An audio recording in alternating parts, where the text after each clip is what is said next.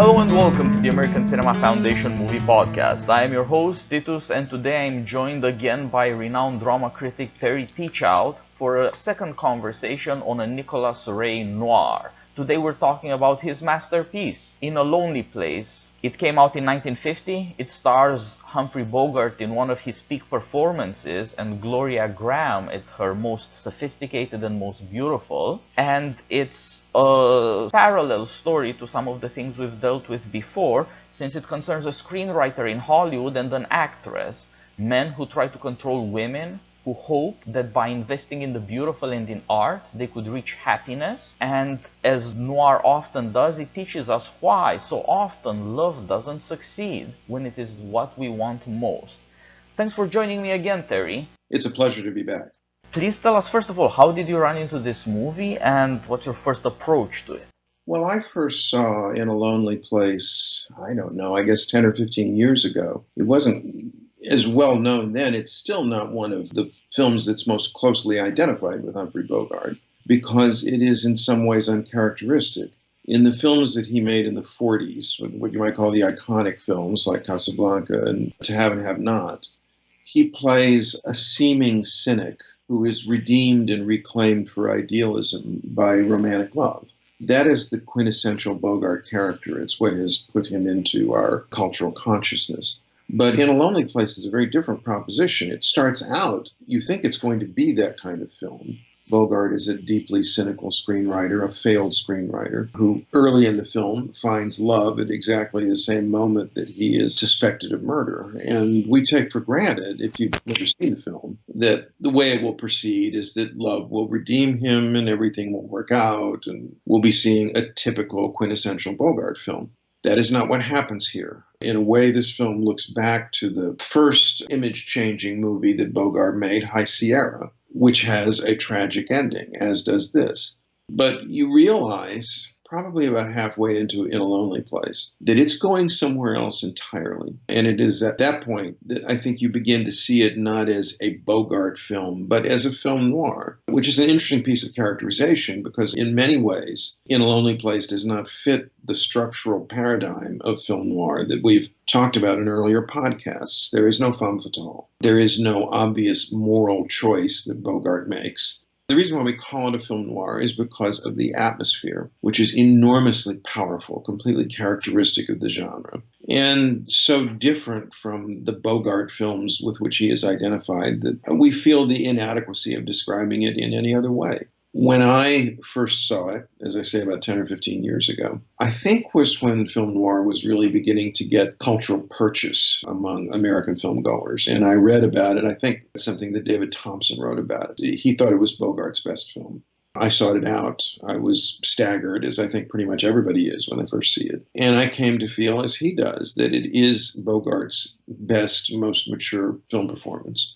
And it's also Gloria Grahame's most mature film performance because she doesn't usually get to play roles like this. Usually she's playing some cute variation on the femme fatale in film noir. And it doesn't really test her power to portray a genuinely mature woman. This film does, and she passes the test with flying colors. Bogart actually has a line about this in the film itself. He's describing her to her. He says, when you first walked into the police station, I said to myself, there she is, the one that's different. She's not coy or cute or corny. She's a good guy. I'm glad she's on my side. She speaks her mind and she knows what she wants. You would not say that about the Gloria Grahame of really any of the other films that she's most closely identified with. This movie reminds us that there was more to her as there was more to Bogart than we first suspected. And having always admired Bogart, as, everybody in my generation, I'm 62, I really felt that I understood him better as an actor, as an artist, as a potential, you might say, after seeing this remarkable film, which of course he produced himself. It was something that he wanted to do, not a studio product. It was produced by his own Santana Productions. Yeah. It's a rare achievement precisely because, as you put it, we tend to look at Bogart as a noble guy, sometimes a noble loser, but somewhat sentimental. Whereas here you see in him the moral intensity and the psychological strength in characterization and performance that As you said, High Sierra shows that. To an extent, his role, the thing that made him a star in John Huston's directorial debut, The Maltese Falcon, and also in another John Huston picture, The Treasure of the Sierra Madre. These are all movies where the dark side of the soul is on display. It is gradually revealed through a plot, and sort of like in A Lonely Place, the genre seems to change in these movies as audience expectations are treated with more maturity and moved in the direction of revealing something true about character, about our souls, really. And it's something that, of course, we don't often want to confront. Why are we so in love with Bogart's tough manliness? Right. The Bogart character is an anti-hero, but in these films, it is the anti that is stressed and not the hero.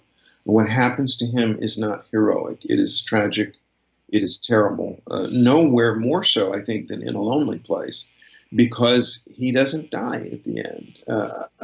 The end of In a Lonely Place rather reminds me of Vertigo, another film that you and I have talked about.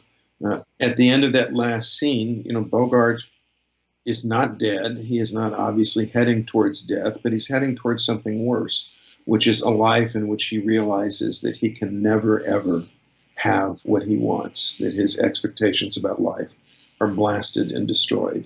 Just as at the end of Vertigo, you see James Stewart up there at the top of the bell tower, and you know that the only really good option he has now is to jump out after Kim Novak.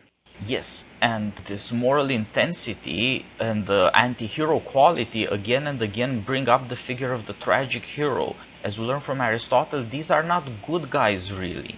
They are impressive men, they are men of distinction. They are people we are given to admire because they achieve certain things that we also admire and would want to achieve, but they're not ultimately good guys. And some kind of mistake is supposed to lead them down a road of catastrophe that is always there in potential for them. It is always a possibility given the characters that they have. And so the reversal of fortune, Bogart starts, as you said, with this predicament. On the one hand, love. He has at long last found love. And on the other hand, he is under the worst cloud of suspicion ever. He's always had a bad reputation, apparently, at least since the war. And again, as we have talked before, the war is important for noir, World War II, and we'll get to that. But this dark suspicion is now focused on maybe he murdered somebody. Maybe his sort of immoral, detached ways, his sophistication and his cynicism, maybe they have gone too far. And we see how, despite whatever successes he might have had, or the prestige of being a screenwriter, he's not just a failure professionally now, he's also suspected of being a failure as a citizen, as a good human being, as a decent person. As a man, yes. It's interesting in this connection to compare the film with its source material. Andrew Salt adapted the screenplay from a very good novel by Dorothy B. Hughes, whose work is just now being rediscovered.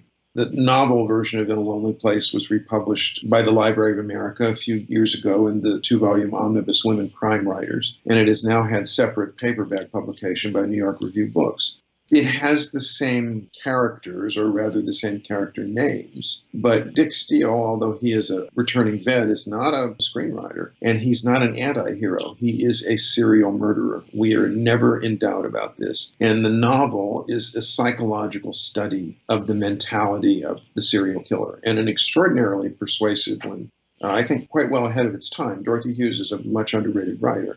This is obviously not a character that Bogart could have played or would have wanted to play in Hollywood. But at the same time, by changing him into somebody who is an anti-hero with the stress on the anti, but not a murderous monster, something at least as interesting is happening to the character. He is not a madman, but a tragedy, a walking tragedy.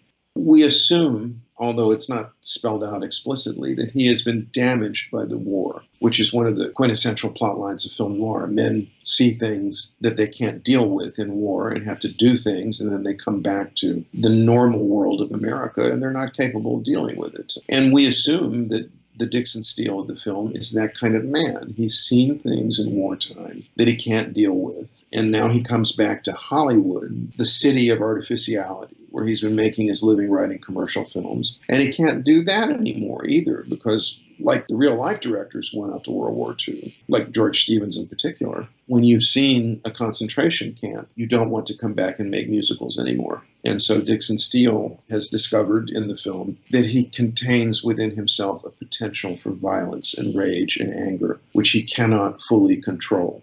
The film actually starts cold on that discovery. Immediately after the credits, we see a confrontation between him and a complete stranger that could clearly have led to violence. And later on in the film, we see him come very near to murdering a man for no good reason at all. So it's quite a situation that this man, whom we've gotten to know at this point in the film, is suspected of the violent murder of a woman, and is suspected by a woman who loves him. So even though he's not a serial killer, the film has not watered down the situation. It has just changed it in a significant, but I think still completely valid way. Yeah, the way Nicholas Ray and the writing team control our expectations and our dawning awareness that this is not a Bogart we're used to. This is a Bogart that has depths we might regret looking into, because in the first act, broadly speaking, or in the first half, he seems sort of in control. If he gets angry, well, there's provocation, and after all, if a man provokes you, it's a manly thing to do to fight him. Right. We're also thrown off the scent by the fact that the first half of In a Lonely Place contains quite a bit of comedy, not just romantic comedy touches, the kind of back chat that you'd expect in a Billy Wilder film, but also the portrayal of the hat check girl at the restaurant modeled on Chasen's, who is murdered. Bogart is suspected of the murder, but she is portrayed as a silly, foolish girl, the very embodiment of the kinds of people who go to see the silly movies that Dixon Steele used to write. And then suddenly the stakes become higher because she's battered to death, and he's suspected of having battered her to death. Just because in the previous scene he and Gloria Grahame met cute doesn't mean that this is going to be a meet cute kind of movie. There's a real dissonance going on. And the juxtaposition of comedy and horror, really, the situation is horrible. We even get a very brief look at murder scene photographs early in the film. That's quite a juxtaposition. It is not what you expect to see in a 1950 Hollywood film, especially not one that stars Humphrey Bogart as the protagonist. And it's a dead giveaway, just as Nicholas Ray's preceding film, On Dangerous Ground, which deals with a very similar kind of character, lets you know that this is a good man and a bad man at the same time, and forces you to ask yourself, which man is the real man, or are they both real? Yes, you're right. This character, the Hatchet Girl, played by Martha Stewart, is special precisely because the reversal of fortune and of expectation there is just unparalleled in the movie. She's funny, she's silly, she's clearly an airhead, but she's also a decent girl. Yes. To make it in Hollywood, but she doesn't want to compromise herself, and it's played for laughs. And for once, we're with Bogart in a knowing, superior way, kind of laughing at this girl, although really we're sort of with the girl too, since we're audiences and somewhat gullible.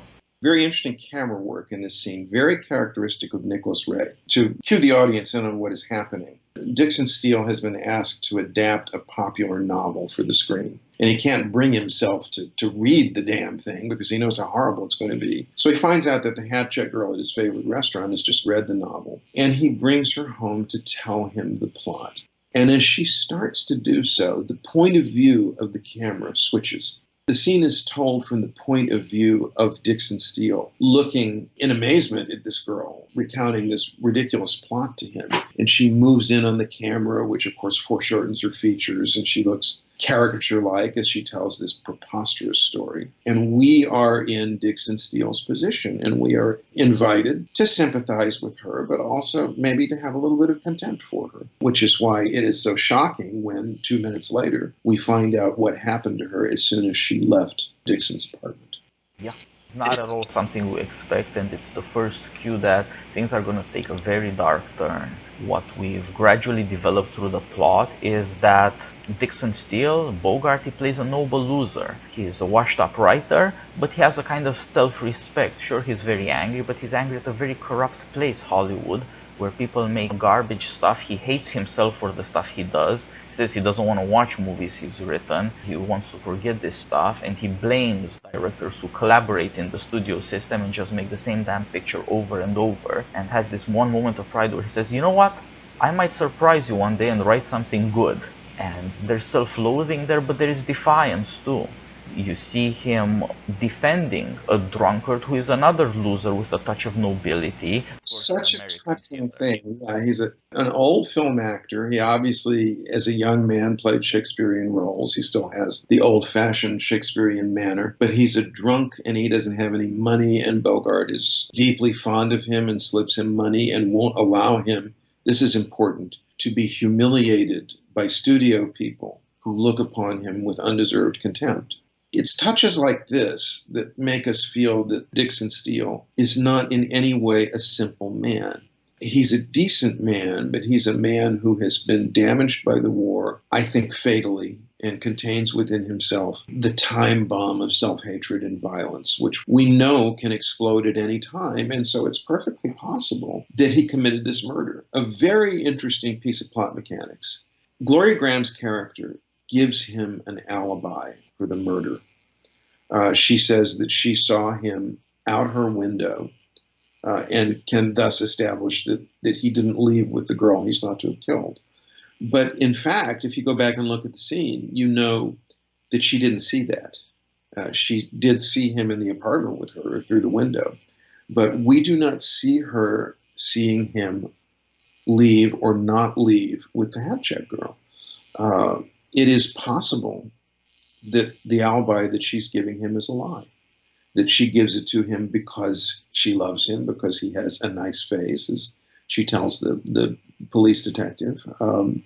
We don't know, and that really ratchets up the suspense considerably. It asks us to consider right from the start the possibility that Bogart is in fact the murderer around whom this film revolves. That's quite a nifty little touch. And of course, in the 50s, a couple of times Bogart did play Mad Men. Yes. And it's always there, a possibility for him. And we should get to this issue, Bogart's face. Bogart was one of the first stars to be not ugly, but certainly not handsome. He was not tall, dark, and handsome by a mile. But he does have a very interesting face. It is weather-beaten, it is serious, it shows, or suggests rather, experience, much of it not pretty, but also the strength to have borne it. And Ray shoots him in such a way as to emphasize these aspects of his features. One of the scenes from the film that is most often talked about and shown in film classes is the scene in which Bogart goes to dinner with his wartime friend, the policeman who is actually investigating him, and his young wife, played by Jeff Donnell. And they say to him, well, how could a murder like this have happened? And he says, well, we do it all the time in Hollywood. And he describes to them how a man and a woman sitting in a car seat, how the man could reach over and choke the woman to death without her even realizing what was happening until it was too late. As he tells this story, the camera picks him up almost in full screen with a bright key light in his eyes and his features pushed forward in the same way that the Hat Check Girl's features were pushed forward. And as he describes this imagined scene with a kind of lasciviousness almost, the sight of him sitting there in the chair with this almost an evil grin, talking about how he himself might have killed this woman and how he would have gone about it, is really quite shocking. You don't look to Hollywood to let a star make that kind of scene. And usually the stars don't want it to be made. They want to be protected. They wanted you to know that they couldn't do that kind of thing. You would never have seen Gary Cooper filmed in this way. But Bogart wasn't afraid of that kind of thing. In a few years, he's going to film The K Mutiny, in which he plays a Navy ship's captain who is actually mentally disturbed. And we see him going mad on the witness stand in a court-martial. This film foreshadows what happens in The K Mutiny. And it reminds us of how willing Bogart was to go beyond what was allowed for stars, and what kind of potential he had that I think was untapped. I mean, Bogart died young, relatively young. He could have, I once thought about this, he could have lived long enough to play character roles in the age of films like Chinatown, just as John Huston did. And I sometimes think about the kinds of roles that he might have played in the darker neo-noir era of the 70s. He might well have played roles like Noah Cross in Chinatown. And when you see In a Lonely Place, you get a sense of what he could have done with roles like that if he had not died far too young. Yeah, Bogart has a quality about him of a star, glamour. There's something about him that's shining. And in the movie, he's dressed in a somewhat flamboyant way. He's obviously a man of sophisticated taste. You will see him in lovely yellow coats that suggest camel hair or cashmere, in dark shirts, under light-colored coats, all sorts of touches that are supposed to signal to the audience, ain't just a man in a suit. This guy Right, and his apartment is beautifully decorated. He is a man of intelligence and taste in a place that profits neither, and that is part of the source of his self-loathing. What makes him different from your typical Hollywood sellout is that he is so consumed by this self-loathing that it has created in him the potential for murderous violence. And that, I think, is part of what makes In a Lonely Place seem so modern to us now, especially right at this moment in what we now call the Me Too moment. When In a Lonely Place was released in 1950, I remember what happens. This is a film in which Gloria Grahame ultimately rejects Humphrey Bogart as a romantic partner because she fears him, because she fears his potential for violence. Even after she discovers that he is not, in fact, the murderer, she knows that she can't live with a man like that. I don't know how that would have been read in 1950, but nowadays we read it as a woman saying, I'm not going to live with a man like that. That is the correct modern way to feel about discovering that a man is capable of violence. And the fact that the film is so forthright about this, that really makes it land in a different way than it would have landed a half century ago, I think. It's quite striking. Yeah, this also belongs to what we said, that Gloria Grahame is allowed to play an adult woman, and that he recognizes this at first. He's attracted to the fact that she's not a loser, that she's not needy, in short, that she's utterly unlikely to, say, betray him for Hollywood charms. Right. He knows from the start She's that a he is potential. rejected being a kept woman, a trophy for a rich man. Right. She can be a real partner to him, a good guy, as he says. That's clearly what he wants in a woman, or what he thinks he wants. But right from the beginning, this is another very striking aspect of the screenplay. Even his most romantic speeches have this undertone of violence and control.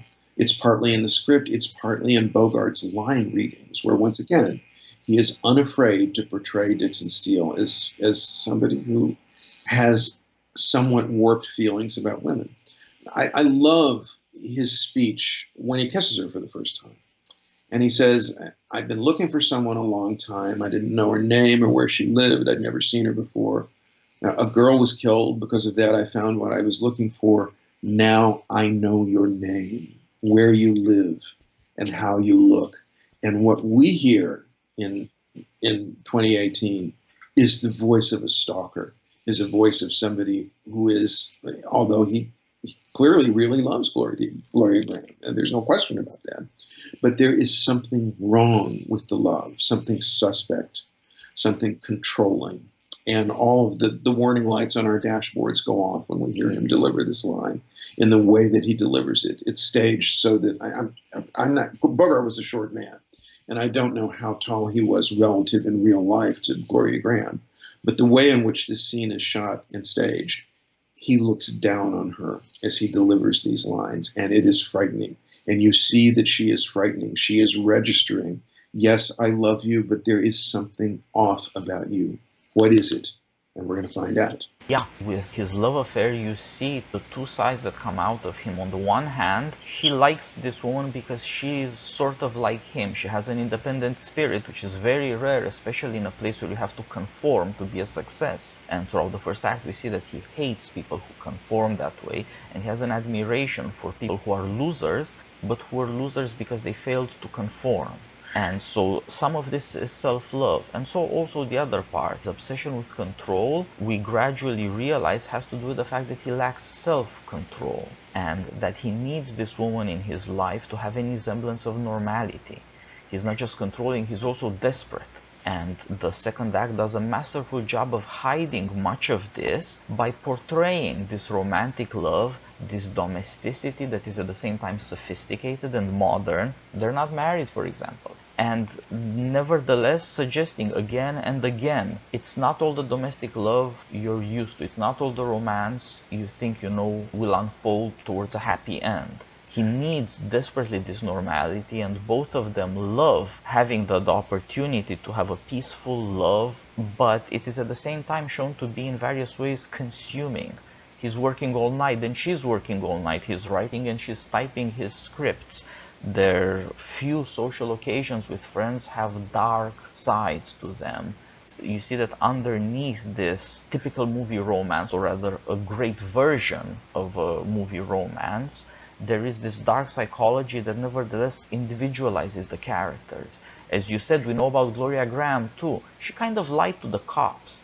She likes the man and she likes a bit of danger in her life. And she knows that to some extent she admires him because of his strength, but she soon learns to fear it as well. And you see in her character this conflict between a desire for a man who is not a conformist or weak, and on the other hand the fear of what it might mean to arouse the darker passions of this. Right. One of the really intelligent touches of the film is that it does give full value to the love. And a scene in which this is palpable is the scene that takes place in a piano bar. They go out together. It's one of those bars where you're actually standing around the piano while somebody is playing and singing. And at the piano is Hadda Brooks, who's a wonderful black singer, pianist, balladeer, and she's singing "I Hadn't Anyone Till You," and they're at the bar. All we hear is her singing. We actually see Bogart whispering in Gloria Grahame's ear, but we don't know what he says. We just see that they're both delighted by what he says. They're full of each other. They're in love. There is no shadow on this scene until he looks up and sees that a detective has come into the bar and knows that he is being tailed. And suddenly his fuse is lit, and we're back in the world of the angry Bogart who distrusts the whole world. And we're pulled away from the love. We're pulled away from the beautiful song and the beautiful woman singing it. And we realize, no, this may not end well. And we see that Gloria Grahame knows it too. We haven't said anything, by the way, about the circumstances in which this film was made, which are really quite horrible and wonderful at the same time. Gloria Grahame and Nicholas Ray were married. Their marriage was breaking up during the time the film was being made, and the reason why it was breaking up is because Gloria Grahame was having an affair with her stepson, which is really a bizarre sort of thing that could never have gotten into a film of the day, and it was not known to the public at large. But Nicholas Ray is making this film that portrays her as a beautiful, intelligent, mature woman at the very moment that his own life is being torn to shreds by the beautiful, intelligent woman on the screen. Obviously, you need not know that to appreciate the film. But when you do know it, it certainly adds an interesting layer of subtext to In a Lonely Place to know what kind of person Gloria Grahame was. She was the stuff of whom film characters are made. And in fact, I think it was earlier this year, a movie about her was made, Film Stars Don't Die in Liverpool, in which she's played by Annette Bening, one of the great stars of neo-noir, of the Grifters. Very appropriate casting for a very remarkable and dangerous and sad woman, because Gloria Grahame's life was in no way a happy life. Yes, that's very true, and only Nicholas Ray and her were privy to this secret. The crew did not know what was happening in this marriage, and there's something of bravura in, as people say, the show must go on, and you see a dedication to craft and to storytelling that's heartbreaking in its own way, as you put it. Yes. You learn this, it makes things somewhat more touching and endearing, but also baffling at another level. Somehow, art does require a sacrifice of life or a great distance from it. Obviously, Nicholas Ray and Gloria Grahame, in very different situations, were capable of it and even wanted to do it, but whether it's wise or prudent is a completely different question. Ray himself is a fascinating character. Somebody who started out in Hollywood doing a mixture of really quite serious and remarkable films like They Live by Night and purely commercial work that he did for the studios. Suddenly he starts to get traction in his career, I think partly because he worked with John Houseman, one of the most tasteful and sophisticated film producers of the day. And he starts to make movies that, within the limitations of the genres in which he's working, are first-rate, absolutely first-rate pieces of artistic work. This film, On Dangerous Ground, They Live by Night, I think his masterpiece, The Lusty Man, the rodeo film that he made with Robert Mitchum. But everybody who knew him and worked with him, Houseman says this in particular, notices a kind of weakness in Ray, an inability to control the situation. And he starts to come apart after the early 50s as a filmmaker, loses the direction of his career, and eventually becomes one of the beautiful losers, the great failures of Hollywood. He can't hold it together. But for a brief time in the late 40s and early 50s, there really wasn't anybody better or more individual making genre films, film noir. The Lusty Man is a kind of a rodeo film noir, if you like, than Nicholas Ray. And it was never more beautifully presented than in this film, which is, of course, for all its terror and shock, for all its disturbing qualities, is also deeply romantic, and that's why it's so unsettling. The signature line in the film, the one that everybody quotes, is where Bogart he says to her, I've come up with a line for a script I'm writing, and I want you to try it out, and they're driving together. And the line, of course, is, I was born when she kissed me, I died when she left me, I lived a few weeks while she loved me. A quintessential romantic statement, and yet it is made half a minute after Bogart nearly beats a stranger to death with a rock. That juxtaposition tells us exactly what kind of movie In a Lonely Place is. It is a movie where somebody who is capable of great love, a true romantic, is also capable of great violence and to be controlling and hateful. There's no other way to put it. Above all, hateful of himself. And what a portrait of Hollywood to make. And that, too, is part of why we think of this as a noir film. It is one of the few films that does not conform really in any way to the structural model of noir. The other one that comes to mind is Orson Welles' Touch of Evil. And yet everybody thinks of it as a film noir. Everybody writes about film noir. Everybody loves the genre. And they're right, because it reminds us that film noir is not just a structural formula. It is an atmosphere. It is an attitude. It's a kind of film that is made about people, decent people, who get in too deep. For whatever reason, they go down the wrong road out of compulsion, as is Bogart's case, because they've been damaged in the war, because they've just made a wrong moral choice, as is Orson Welles' character in Touch of Evil, or in the traditional film noir, because they are tempted away from the course of righteousness by the femme fatale.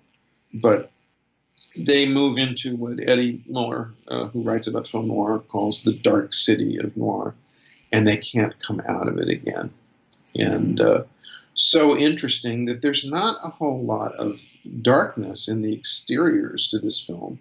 When Bogart emerges from the initial police interrogation after he's suspected of the murder, the sun has come up The streets of Los Angeles are fresh. They're actually wet because they're being hosed down. They're being cleaned. And he walks away from the police station, and it doesn't look like a film noir at all, any more than the beautiful country service station at the beginning of Out of the Past looks like a film noir, which reminds us that noir is not something that takes place at a certain time of night. It's something that takes place in the hearts of men and women. And I think that's why this genre has proved to have so much staying power, so much force, and it feels so contemporary to us. Because you didn't get a lot of movies like that coming from pictures coming from the big studios immediately after the war. We were through the war, and people wanted to look at the world in a different way. And even in a film like The Best Years of Our Lives that makes a real attempt, William Wyler was quite serious in this film about trying to show us what war does to men and women. It's nevertheless a film in which things work out for the principal characters. In noir, nothing works out for anybody. Somebody's always the fall guy or the fall gal. And the one who gets away with it is, if there's one who gets away with it, is scarred for life, forever afterwards. And boy, if there's a film that meets that standard, it's In a Lonely Place. At the end of which it's like Titus Andronicus, it's just a stage full of corpses, corpses of the soul, but corpses nonetheless. We haven't talked about the score, which I always like to do. In a Lonely Place is scored by a man who also sold his soul to Hollywood, George Antheil, who is known to classical music scholars as one of the key avant-garde figures of the 20s. He is the man who wrote Ballet Mécanique, the all-percussion score. And he was considered briefly in the 20s to be one of the coming men of classical music. And something went wrong, as something often goes wrong, and he ended up in Hollywood writing film scores of the utmost conventionality, and as we've learned in recent years, collaborating with Hedy Lamarr, of all people, on a patent that ended up being used for the creation of the internet years and years later. He wrote a column about the war. He did all sorts of odd things, and he scored films to make a living, and he scored this one. And it's an uneven score. The opening cues are just not very good at all. They're really sentimental, and you think, oh no, this is not good. But when he hits the romantic parts, suddenly the score comes into focus, and he has a beautiful theme that shifts between major and minor that accompanies these romantic scenes, that is threaded through the film and comes out at the end with great potency. Film noir was generally lucky in the quality of its scores. It tended to bring out the best in composers like Roy Webb, the best example, or Miklos Rozsa, who always gave him his best. This score is not that good, but you can see when it is good, it doesn't damage the film, and when it's good, it really supports it. And of course, we've said nothing about cinematography, but it's gorgeous, high contrast. It really stands out when you watch digital transfers of the film. I wonder what Bogart expected of this film. I wonder what he expected it to do. He was a man who was, of course, quite cynical about Hollywood with very good reason. But you don't set up your own production company and name it after your yacht, Santana Productions, unless you feel that you want to do something better than the things that you've been given to do. And what does he do? He makes In a Lonely Place, which is very much better by several factors than any of the other films other than The Treasure of the Sierra Madre that he was making around the same time or in the years immediately following this. It is a movie of real, formidable, absolute seriousness. And it didn't do particularly well at the box office. I mean, it wasn't a flop, but it didn't suddenly make Humphrey Bogart the hot producer of the day. I mean, the way that Burt Lancaster and and his producing partners were briefly very, very hot. It was just another project, and I wonder how he felt about it. I wonder whether he was disappointed, or whether he was in fact so cynical that this is what he expected. If he was like Dixon Steele and he said to himself, oh, you try something good and this is what happens. As far as I know, he never said anything about it. I've never read any interview, any primary source indication of his response to the way the film was released. And yet it was quite clearly the film that he meant to make, the film that Nicholas Ray meant to make. And it did get released. And now it belongs to the ages. And I think, I'm not the only person who thinks this, David Thompson has said exactly the same thing, that it is the best and truest performance that Humphrey Bogart ever gave in front of the camera. Because it has none of, you used the word sentimentality a few minutes ago, and I think that's right on the nose. That's part of what makes Casablanca a great popular film, because it has this touch of sentimental nobility at the end.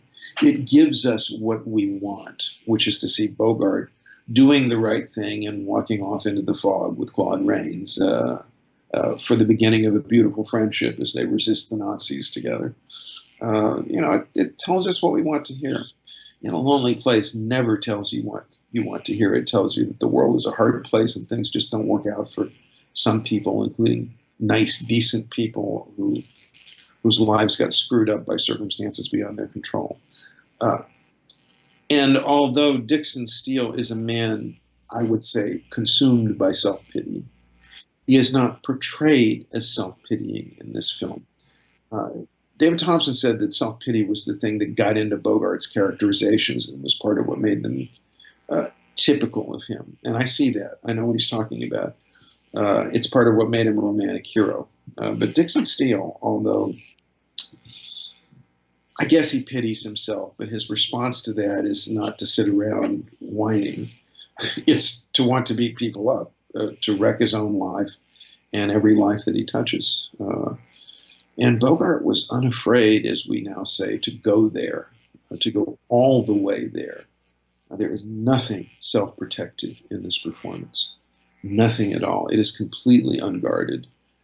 He could have played the serial killer of the novel if he wanted to. I think it's better that he didn't.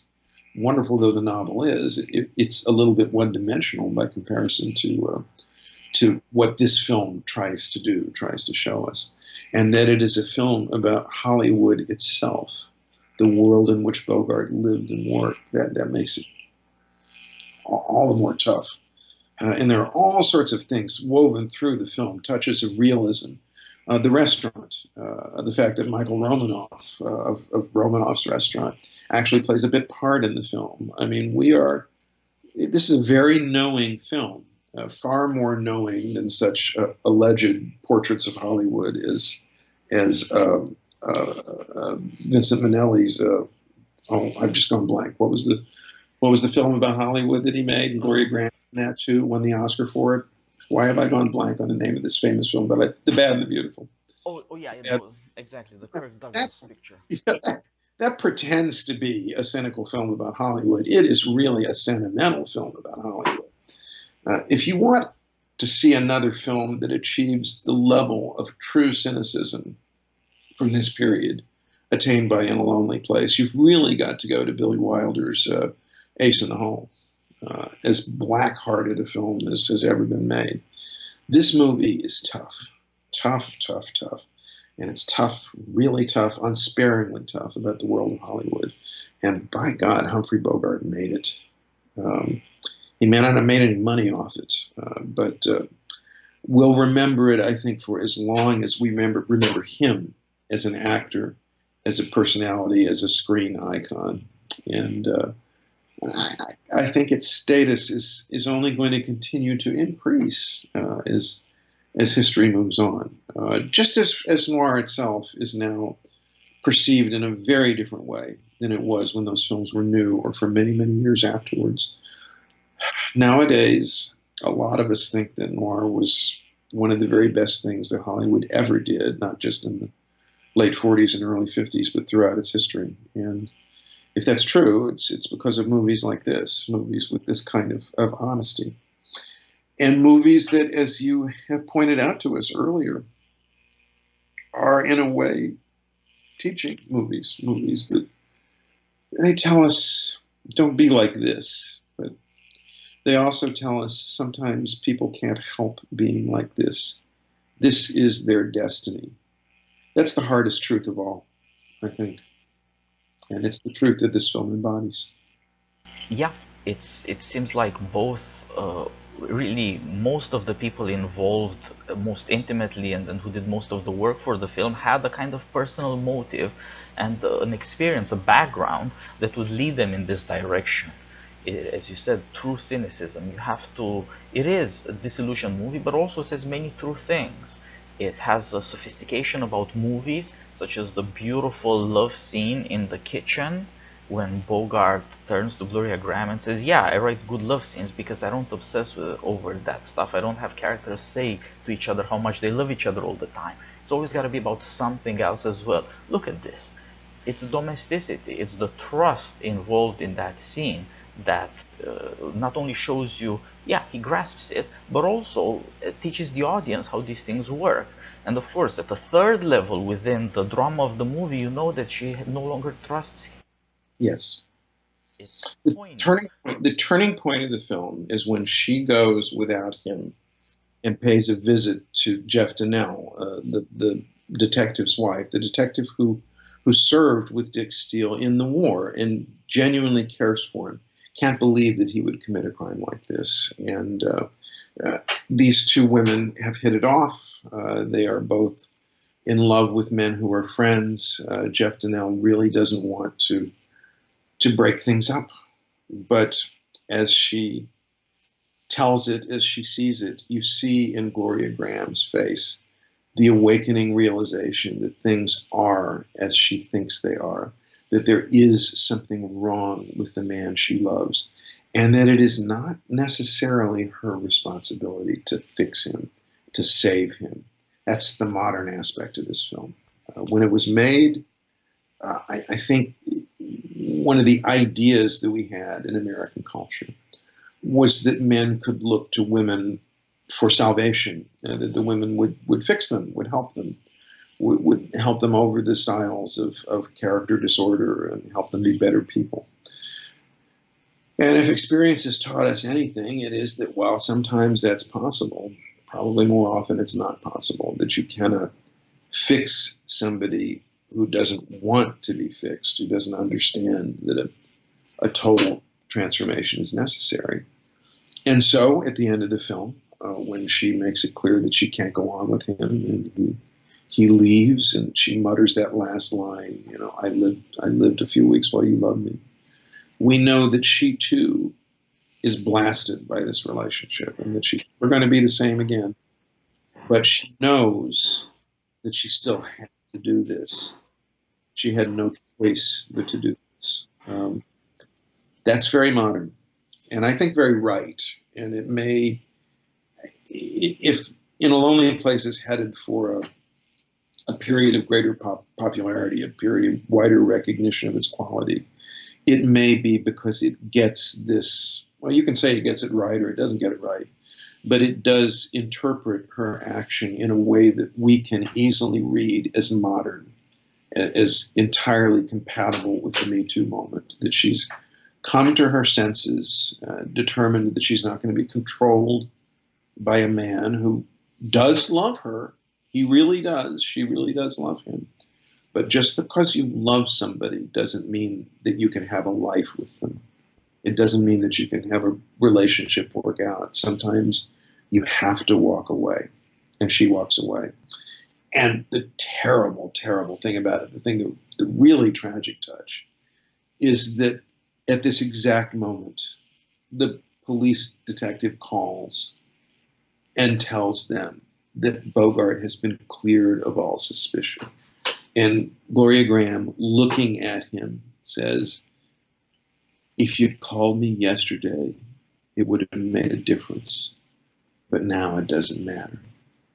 Because she knows too much. She is the original woman who knows too much. She knows that He may be innocent of this, but that innocence isn't going to change him. And she takes for granted that she can't change him either.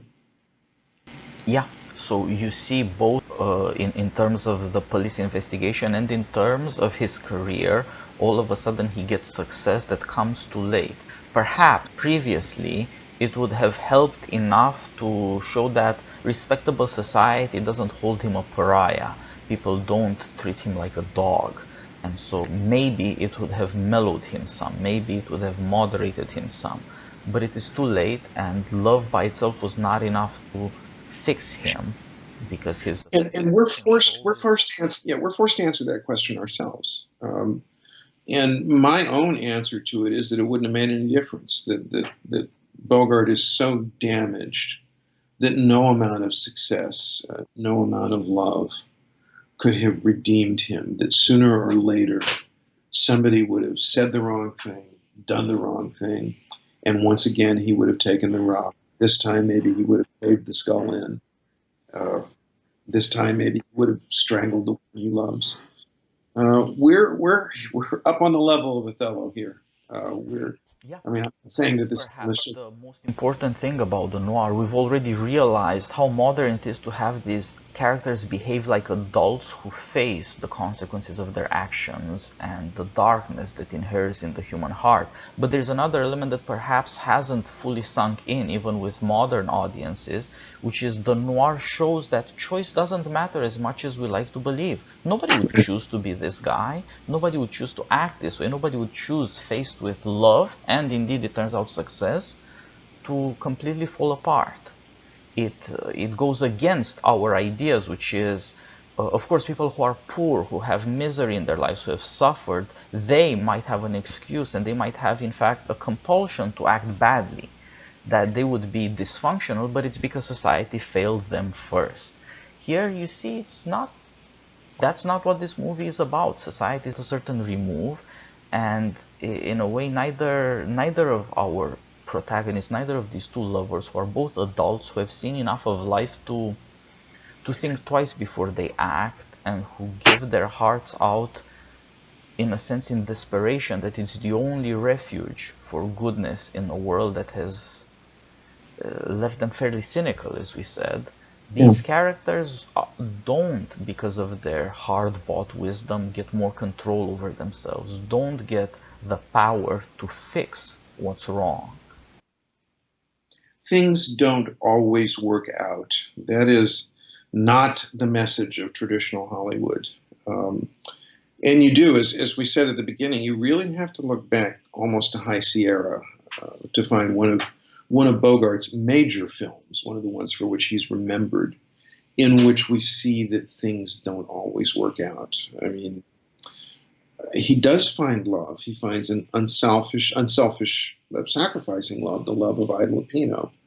But it's too late. He's gone too far down the road of crime, of murder.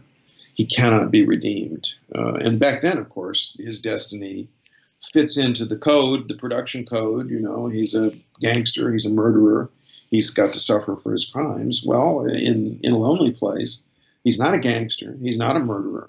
He's just a deeply disturbed man. And we get all the signals that he's going to have a happy ending, that Gloria Grahame's going to save him, and nobody gets saved. Yeah, and that's the 70s. That's night movies. Yeah, that's Chinatown. That's a utterly modern thing. I have always wondered how noir appeals to me. Excuse me. I'm a fundamentally conventional guy from a nuclear family, happily married. I've never walked down the alley into the dark city, and yet I'm completely transfixed, transported by these tales of wrong moral choices and femme fatales and movies in which things don't work out. They really, really speak to me. I have always wondered why they speak to me so powerfully. I guess because, well, I mean, Aristotle can probably answer that question as well as anybody. Whatever the answer. Tragedy, right? It's you experience fear and pity in watching this movie precisely because these characters are so modern. And you see, when once you have seen the movie once or twice, that perhaps not this misery that desiccates souls, but something very bad was going to happen because of the mismatch of character that love makes happen. He loves this woman because she's a pal. He finally has an ally. His war with a world that rejects him and where he's a failure could turn into peace. Whereas she likes him because of his toughness to an extent. Yeah. That's not gonna end well. They want the opposite from each other. It was almost as peace and war, so to speak. She has run out of domesticity, easy comfort, wealth, being the trophy wife of a wealthy guy. Everything could work out for her. But no, she wants a real man instead. But real men come with a lot of baggage and danger. They're fundamentally dangerous. Not innocuous. Not bad necessarily, but have the capacity for it. It adds up to a grown-up movie, a movie for adults, of a kind that we don't always expect Hollywood to give us, and that more often than not, we find most often in the realms of genre, in noir, in the greatest westerns, which are not films that necessarily end with things working out well. The movie I saw, that I rescreened In a Lonely Place for the purposes of this discussion, and just before it, I watched Henry King's The Gunfighter, in which Gregory Peck plays a gunfighter at the end of his rope who he wants to change his life, but it's too late. He's gone too far down the road, and he must meet his violent destiny. That is also a very grown-up movie, a movie that tells a hard truth about human life and human nature. But it's told in the context of a cowboy movie, a movie with white hats and black hats. It says something about Hollywood that maybe you find the most truth in Golden Age Hollywood products in the genre films, where because they were made according to a rule-bound procedure for relatively low budgets, they were made out of the way of the big studio guys who knew where the money was. All they needed for these films was a decent rental so that they could keep the process going. That gives you room to maneuver. And Bogart, because he was Humphrey Bogart and had set up his own production company, was in a position to make a film like this. It didn't wreck his career. He went on to greater triumphs and more characteristic triumphs. Movies like The African Queen, which is a wonderful movie, but one that gives us what we want and gives us a version of the Bogart character that's satisfying. And so it won him the Oscar. And it won an Oscar. Acceptable. But here's where the art is in this movie and in other movies like it. And it's maybe the first thing that's obvious. Other movies are beautiful too. Other movies have great cinematography or sharp performances, but other movies almost always have happy ends. Yes. But there are these few exceptions where you see unhappy ends, and often you see dangerous men. The Westerns also, at their best, show that the most impressive men, the John Waynes, they're not necessarily good guys, but they are necessarily scary guys, and this is something we should be willing to face up to, that we admire things that are inherently dangerous and could get out of hand. Or the Randolph Scotts, who are, in his best films, he is on the side of right, but he is also somebody who has known wrong and who I think has been tempted by it and who is forced to resort to murderous violence in order to restore the balance against characters like Lee Marvin in 7 Men from Now, who is, as we know, somebody who also pops up in the kinds of films we've just been talking about in a film like The Big Heat. Somebody asked Marvin once, what is it that you're trying to do when you're playing a villain? And Marvin, who of course had been wounded in combat in World War II and was very much this kind of man, who'd known this kind of experience, said, I'm trying to show you what kind of person you ought not to be. That's a nice answer. It's a quotable answer. But the great thing about In a Lonely Place is that it understands that there is no simple answer for these people. Of course, they're the kinds of people you don't want to be. But how are they going to help that? What are they going to do about that?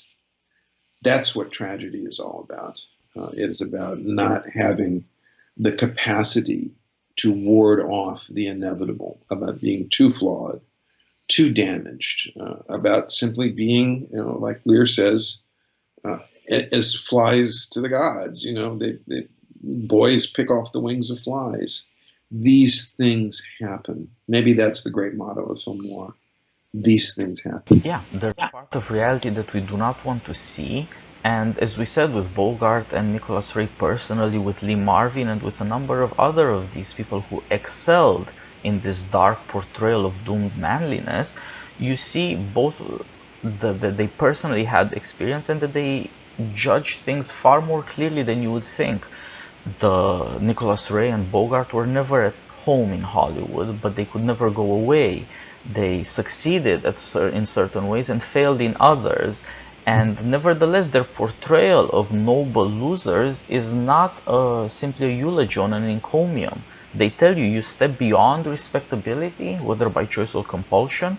What lies beyond is not just the paradise of romance. It's also bestial stuff. It's also the brutality of our nature, and people who stay within the bounds of respectability by virtue or by luck have it better in a certain way. They do not have to experience these things, but are tempted by them. What did you just say? Doomed manliness? There you go. Yes. That's an epitaph for Dixon Steele. And so, of course, we admire or even envy these characters, but we're not jealous of them because we don't want to be doomed. Yeah, that's right. A nice note, I think, on which to wrap this one up. Yes. Nice is not the right word for it. Terry, thanks again for joining me. It's good to end with a bit of a joke after what has been so serious and in certain ways grim a story. And how about for our next noir we talk Double Indemnity? I think that would suit me right down to the ground. Let's do that. So, gentle audience, we hope you have enjoyed this and we hope you will discover more of Nicholas Ray's own doomed greatness. And we're going to turn next to Billy Wilder, our first, so to speak, emigrant, an observer of America, an American by choice rather than by birth, and one of the great commentators on the good and the ugly in America. You already mentioned Ace in the Hole. Of course, everyone knows Sunset Boulevard, so there's something to work with by way of noir with Billy Wilder too. I think we'll have some fun with that. All the best. Until next time. To you as well.